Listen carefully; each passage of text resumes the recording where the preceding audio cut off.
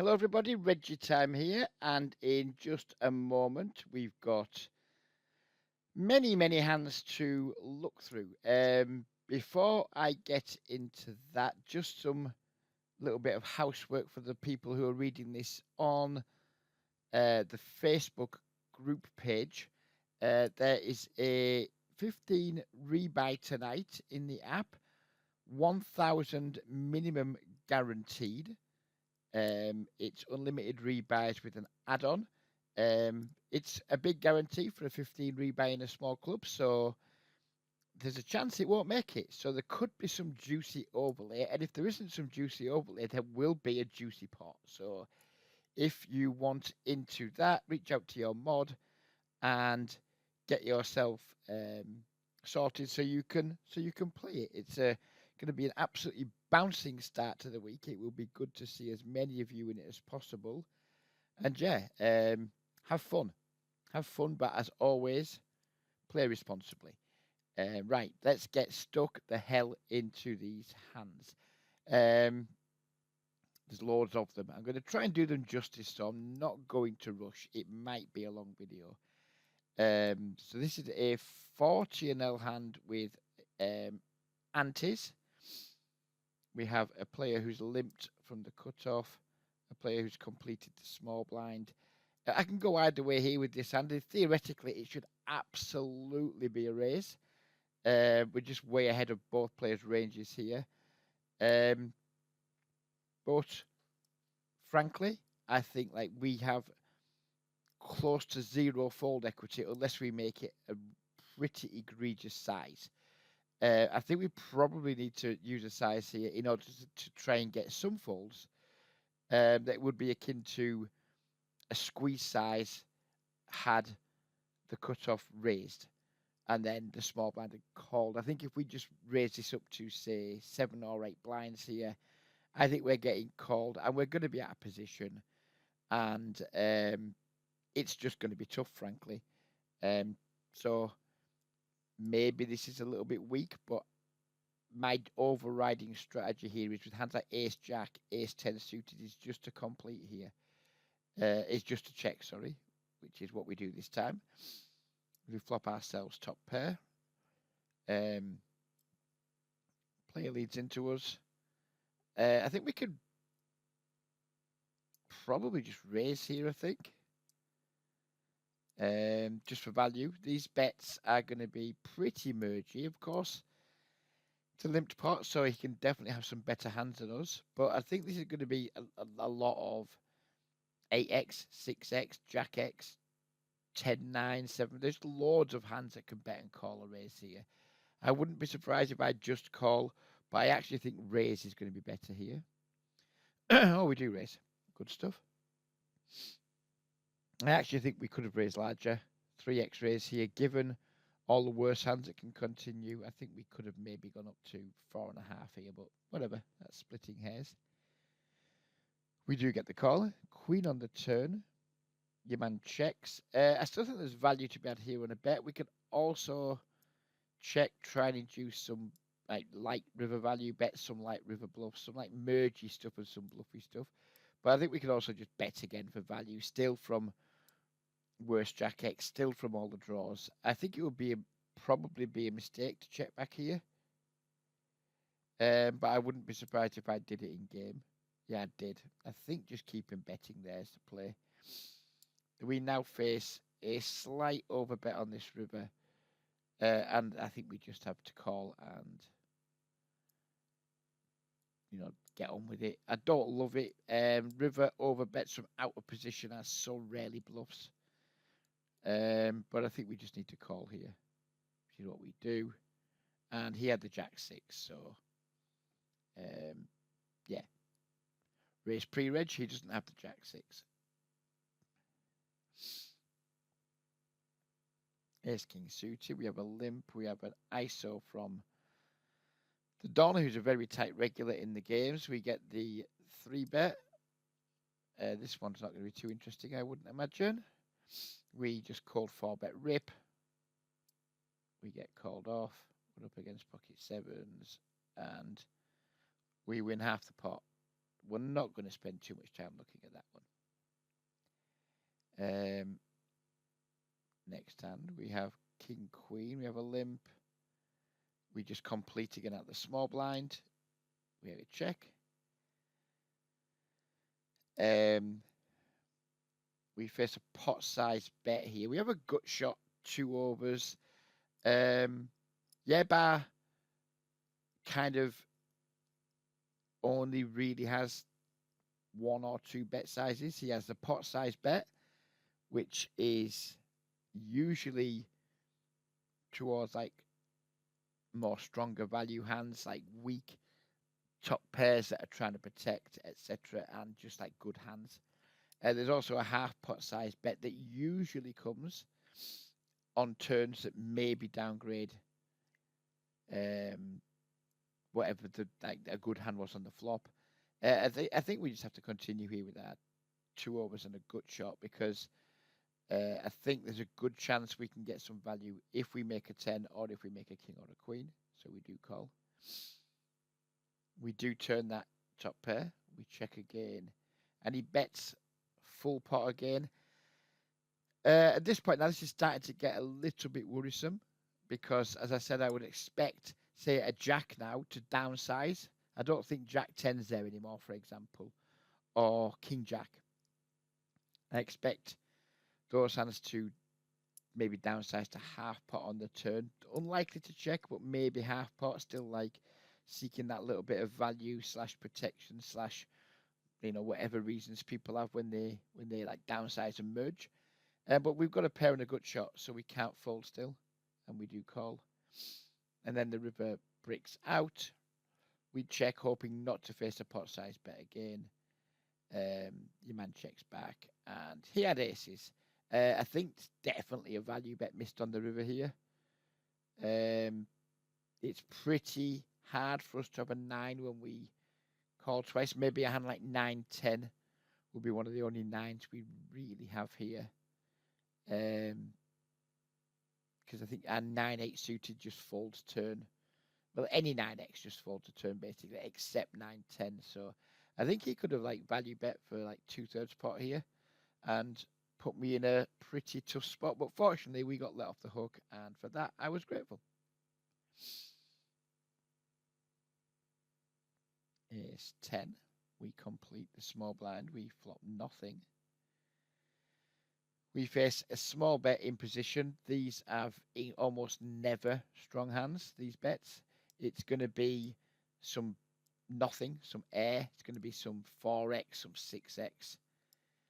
Very, very rarely a strong hand when people bet small in position. Now, I know in theory, in multi-way pots, we're not supposed to have large bets. But in practice, I think people typically just bet their hand strength the vast majority of the time and don't pay an awful lot of heed to how to theoretically play well in multi-way pots. We go for a check raise because we've got nothing, but we think this is weak. And we do have like 2 overs. The back door, not flush draw. Your man calls, which is disappointing. So now I think 4x, deuce x no longer exists. I think it's going to be 6x and better, and then maybe draws for the range that continues. Turn is very, very, very bricky. We're pretty deep here, and I think we can make this player fold quite a lot of hands by the river, so I don't mind continuing with the bet. He calls again. And then deuce on the river. So our hand has some minor bluff catching possibilities against missed diamonds, against like ace 3, ace 5, 7-5, hands like that. So we can check and call here, or we can maybe just go for a big boy bluff and try and like fold out hands like 6x, etc. I think both options have merit. I have no real preference here. If I had to lean towards one, I would lean towards bluffing, because I think that villain here can get here with like, well, yeah, maybe hands like pocket 7s, pocket 8s, 6x, hands like 5-4, Yeah, I think I've leaned towards bluffing. I think villain's got a very capped range. And I think bluffing probably functions better than try to bluff catch. We do go with the bluff. I don't know what I think about my size. Do I want to be more polar than this? What am I trying to make fold here? Like pocket 8s, pocket 7s, 6x? I think maybe bigger than this. But who knows? Anyway, we get called. And we were unlucky that your man turned 2 pairs. And he was never folding on this run out with 2 pairs. Pocket aces. Very loose, aggressive player opens. We 3-bet. They call. This player is very aggressive, very stab happy. I think we have 2 options here. I wouldn't like to see myself use the standard 1/3 c-bet out of position in 3-bet pots versus this player type. I think it's unnecessary. I think we just use larger bets or go for a check raise. I don't mind which. We do check. He just goes all in. We have the easy call. He has 6-5. And we win the pot. Ace 10. Hawkey, who's a pretty conservative regular, opens from middle position. We call a small blind. Lee Carps is a fun player, very active, just loves it, gets involved a lot, is in the mix. I think 3-betting a hand like Ace 10 off versus a pretty conservative player's early position open, therefore forcing Lee out of the pot quite a lot and isolating myself against the stronger hand in Hawkey's range would just be a disaster. So we just go with the call. We get squeezed to a small size. Hawkey now folds, which very, very surprising for that size, given he's going to be in ultimate position post-flop. We call. We flop ourselves an ace. We check. We face this bet, and we have a trivial call. We check again, and now we face a larger bet. Again, we have an easy call against this player. And we check again, and now he bets full pot, and all of a sudden this is not a great deal of fun. The line of small, bigger pot, in my opinion, is very, very underbluffed. Very, very underbluffed. But if anyone's going to have bluffs in this spot, it's going to be aggressive, fun players. So it's a tough spot because normally against against people like Hawkey here or against the Don, this would just be a trivial fold. But Lee is different to those players. Lee is very, very active. Lee likes putting you under the cosh. So I don't remember this hand at all. I think looking at it now, I mean, he's bet full pot. We need to have like we need to win a third of the time here to break even. Do I think we do that? It'll be damn close. It will be damn close. I think this is a really, really close spot. So if something's really close, it doesn't really matter what you do. So let's see what I did. I did fold.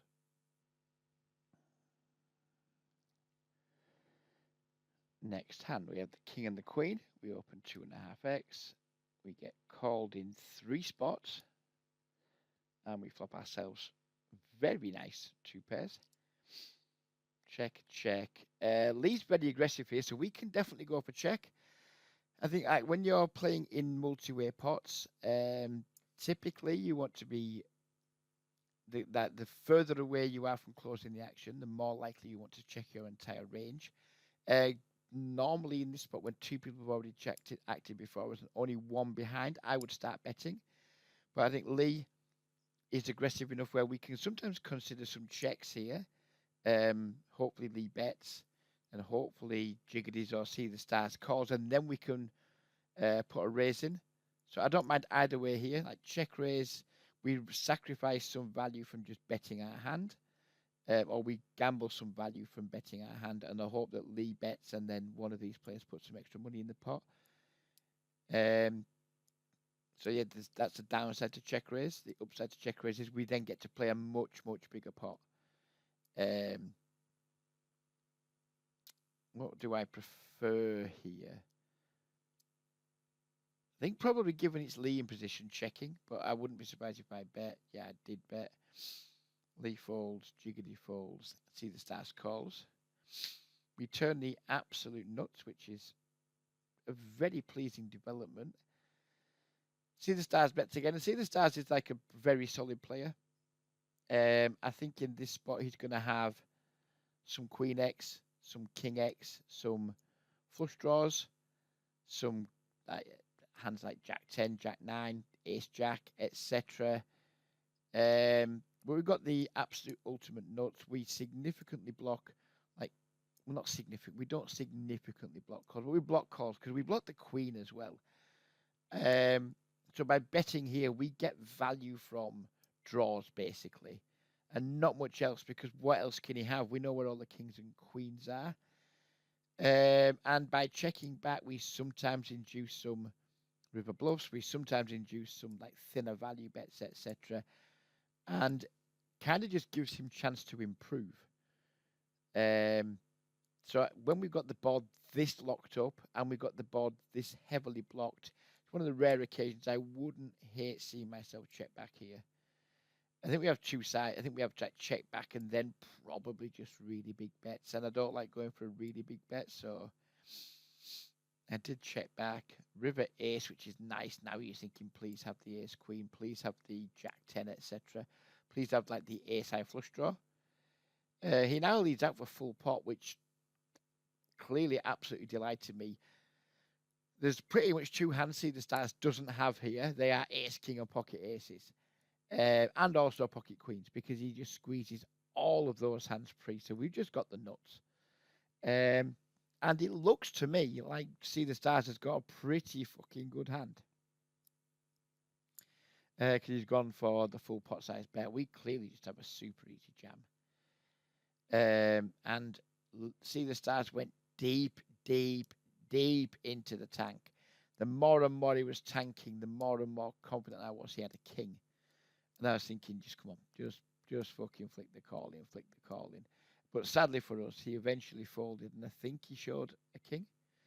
So yeah, that's disappointing to get a king to fold on that river. But never mind, we definitely could have stacked a king by betting the turn and shoving the river, but we weren't to know that. So it is what it is. Here we have the Ace Jack.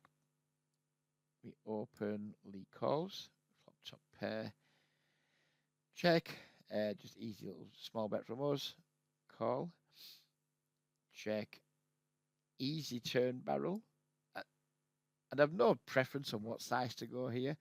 Half pot, 3/4 pot, full pot, over bet, they all have merit. Each one makes money from certain parts of Lee's range. I don't really care which I do. We go with him medium-sized bet. He calls. River 10. Check. And again, I think just a healthy bet size here is fine. Okay. We get check raised on the river. And again, this is so rarely a bluff. At the river check raise. Look at the size too. It looks as fucking milky as milky gets. But it's Lee. And Lee's aggressive. Lee could possibly have worse value here. Lee can definitely have some bluffs here, although I'm not sure he would use this sizing with bluffs. I don't know, but I just don't think we can ever fold this hand to this player. We don't.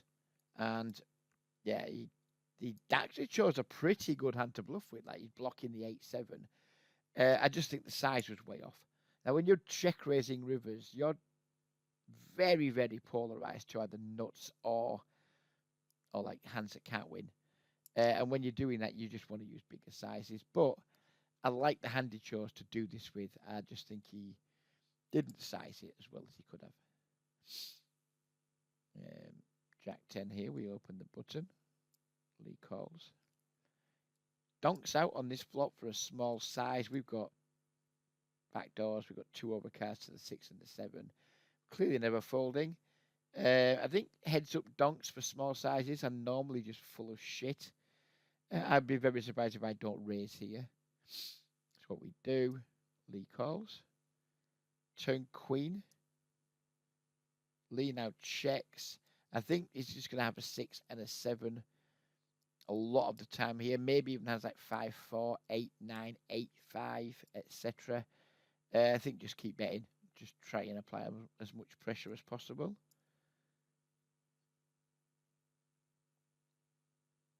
River 8. Not the best of cards because now a lot of Lee's draws make a hand. Like 5-4's now a straight. 9-8's now a pair. 8-5 is now a pair. So it's really not the most enticing river to bluff. But fuck me, we've got Jack high. Oh dear. Again, this is a hand I genuinely do not remember because it was played several days ago. We just have to bluff, I think. Even it's just such a bad river though, because I think Lee would just call here with 8-5. If we can't make an 8 fold, but now we can maybe make a 6 or a 7 fold, even though the 8 doesn't change anything really for a 6 or a 7. I hate just giving up in these spots with Jack high. Make a decision, Reg. I don't think Lee's got a queen. That's what maybe he has, though. Just a shitty weak queen. So I don't want to overbet because we just run into a brick wall too often. But I do think we want to bluff. So like 3/4 pot bluff just to try and put max pressure on 6x, 7x. I did just give up. That's disappointing. Yeah, we could have maybe got that to fold. Yeah, it's disappointing from me there. I think, like they say, we don't want to overbet there because we just run into the brick wall of a queen too often when we get called. But I do think we need to bluff. Whether it would have worked, who knows? But I do think we need to bluff. That's disappointing. Pocket aces. We open. Feathers calls.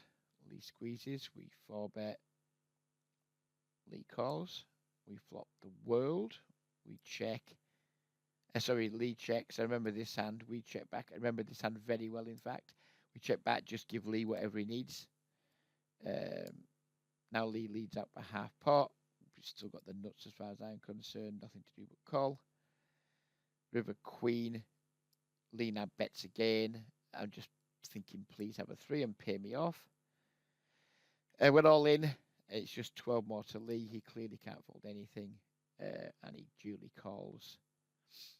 And we won the pot.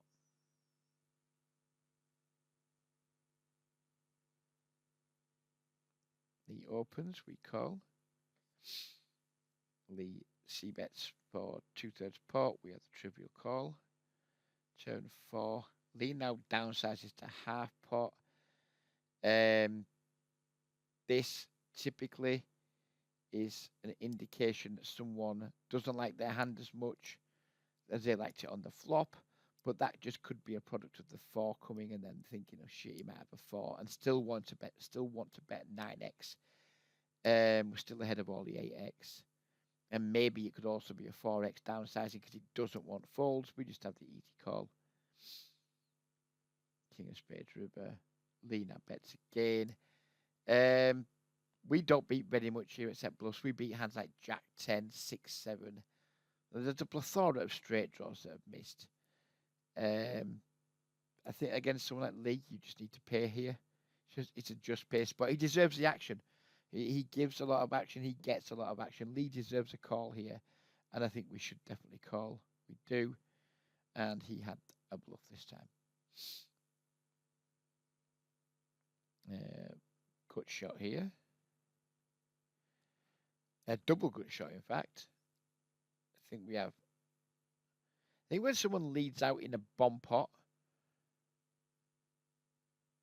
it's just going to be a pretty strong range. I think our fold equity isn't very good here, but we have a double gut shot on backdoor flush draw. So we definitely could consider raising, but when someone leads out multi-way for like just under half pot, I'm going to give that quite a lot of credit. Turn a diamond. Oh, I was expecting myself to check there. Really, just to lead out? Oh, I don't know what I think about this. I don't think this card does my range anywhere near enough favours to justify doing this. In the slightest. Yeah, this is nonsense from me. Yeah, this is just nonsense. I mean, maybe it gets Dan to fold a 9. Maybe it gets him to fold a 7. This is just me being, oh well, double gut shot, open end straight draw. Let's just be aggressive. Probably reasoning that this does better than check raising, because if we check and Dan bets again, I think our fold equity is remarkably limited versus a double barrel on a queen when he can just check back all his 9x, etc. So that maybe would have been my logic at the time, but this is very, very unorthodox from me, and I don't think I like it. But it worked, so whatever. Pocket queens. Felunio opens the button. Really, really lovely man. I've known Johnny a long, long time now. Must be getting on for like way over 15 years. Never had a dull moment in his company. Never had a negative or toxic moment in his company. He's just someone who just loves to play, loves to have fun, gives action, gets action. He's just a good guy. We 3-bet him though because fuck you, Johnny. We've got queens, so fuck you. You might be a good guy. But nevertheless, Johnny, I want to take your chips. We check this board. I think we could just range bet for like 1/3. We'd like to go with check here for some reason. Johnny checks back. Turn 4. Now we are leading. Johnny goes with a very small raise. And this is like usually one of a couple of things. It's either a jack that doesn't want you to fold, excuse me for yawning. It's pocket 4s that have just turned a set and just want some more value. Or it's someone who's just like, you know what, mate, I don't think I believe you. I have some showdown value and I want to just freeze the action. It's that type of hand. So it's going to be like a value hand that doesn't want you to fold, or someone just trying to freeze the action with a hand like pocket 8s, pocket 7s, pocket 9s, etc. We do call. River King. We check. Johnny checks back. And we won the pot, I think. Yeah, it doesn't show Johnny's hand, and that's good because I try not to show Brilliant's hands where possible. Here we flop the nuts in the bomb pot. Bren checks. Out of position to 3 players. Now we just need to decide how likely is it one of these 3 players are going to bet if we check, because we've got the nuts and we want to figure out the best way to put the most money in. I don't know a lot about Dan. Hawkey, unlikely to stab wide. The Don, unlikely to stab wide. I think just do your own betting here. Edge. And that's why we just need to bet. Turn queen, so we still have the nuts. Now I think we just need to bet and make a nice healthy bet. We actually go with over bet. I have no issue with that. There's like 2 pairs. It's a board pot, so everyone's got 100% of deck pre. So queen 6 can exist, for example. Queen 7 can exist.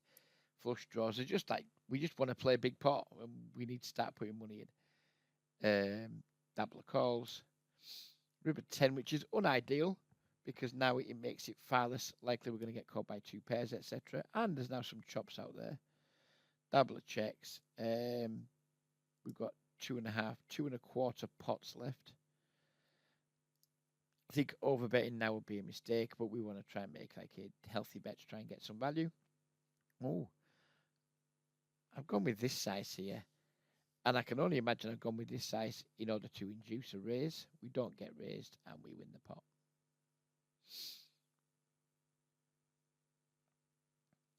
7-8 suited. We call on the button versus Dabbler's open. This is pretty marginal. It's 7-8 suited. It's a pretty one. You want to have if you're trying to have fun and enjoy playing poker, you call this hand. If you're a fucking nit, you don't call it, I imagine. We're trying to have fun, so we call. We have no choice but call here. Interesting turn card. Dabbler bets full pot. We probably don't have the best hand, but we have a very strong. We have not a strong enough. We have a good draw. We can't fold. And we river a pretty crusty straight. When Dabbler checks, we just pretty much always have the best hand. I don't think Dabbler's checking a queen enough of the time for me to be worried about it. That's not to say he's never checking one to try and trap, but I think it's very low frequency check, and I think we should just be all in, which we are, and Dabbler folds. Pocket sevens. The Don opens. Lee calls. We call. Everyone calls. For anyone watching on YouTube who thinks, like, look at all these caps, are these games fair? They are absolutely fair, but we are a small community. These three players are all brothers. But there's absolutely zero doubt in my mind that games are on the level. These brothers go after each other like they are Cain and Abel. And they're all very loose, very action players. So if you do see this on YouTube and think, what the fuck is going on here? It's a small community. They are three brothers playing at the same table, but I can absolutely assure you that there is no jiggery pokery, no shenanigans going on. They love to try and fuck each other. Well, that's a terrible thing to say about three brothers. Sorry, lads, I genuinely didn't mean that. They love to like mess around with each other, try and outplay each other, like get one over each other, etc. This is just legit. It's completely fine. And they're all three of them are very loose, very active, fun players. It's a joy to have tables like this. It's just a lot of fun. There's a lot of action, but it's all completely above board. Anyways, we didn't flop a set, so that's not fun. It does check through though, and we do turn a set, which is now obviously the nuts. Aaron leads out. The Don calls. Lee calls. We have the super trivial squeeze. We get called and called again. And on the river, it's very, very bricky. We check. Sorry, Lee checks. We put it all in. I was toying with the idea of checking here to allow Dan to put the 11 in. Hopefully Lee calls and then we get to raise.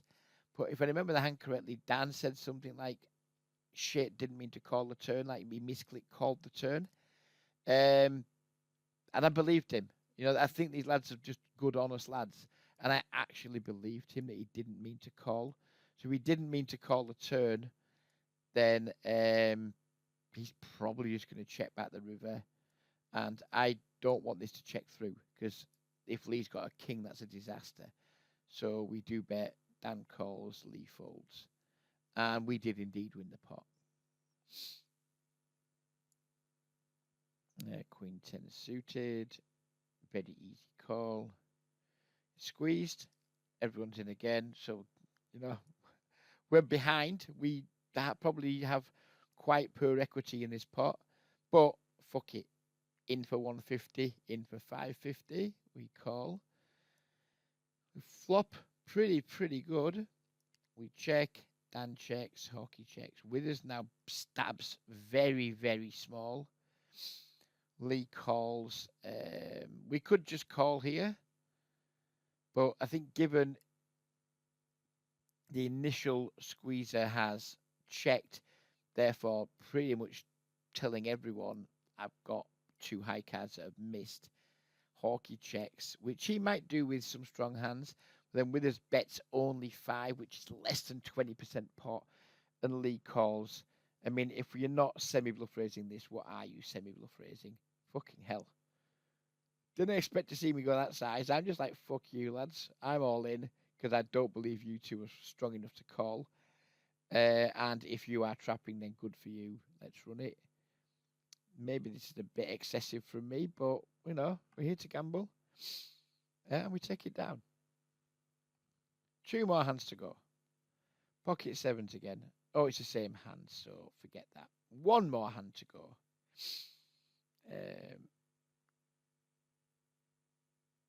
Right, this is one of the last hands I played last night. This player, he was getting on late in the evening, and he'd started playing very erratically. And before this hand, he had said, I'm just going to keep going all in until people call.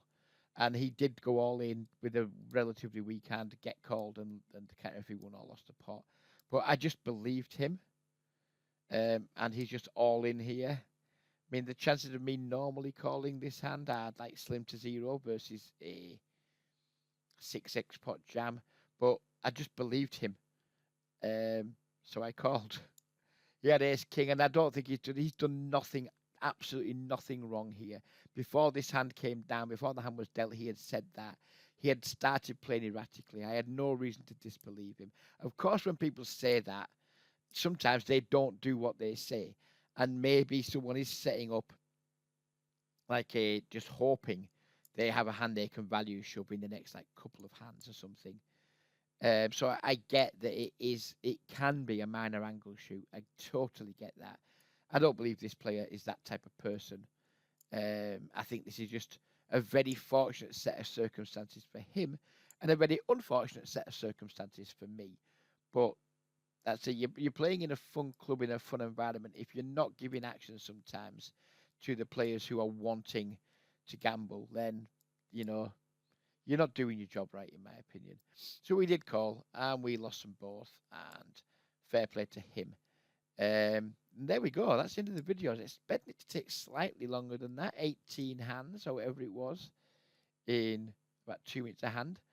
But yeah, hope you guys all enjoyed that. If you have watched this on YouTube and got to the end, I know there's been some comments on YouTube about, like, you know, how do I play in this club, etc. And they're not always followed through on. If you have seen this video and you would like to join the club, I'll put a link to my Facebook page beneath the video. And I'll put a link to the club's Facebook page beneath the video. Then if you use the club's Facebook page, just use the message button to message admin to get signed up. Or if you'd prefer to deal with me directly, join my Facebook page and then send me a PM if you want me to guide you through the process. But yeah, we'd like to see more new faces. The club continues to grow, and we'd like to see more new faces within the club. So yeah, please do get involved. But if you don't want to, that's completely fine. Just keep enjoying the videos. I'm off now. Take care, everybody, and bye-bye for now.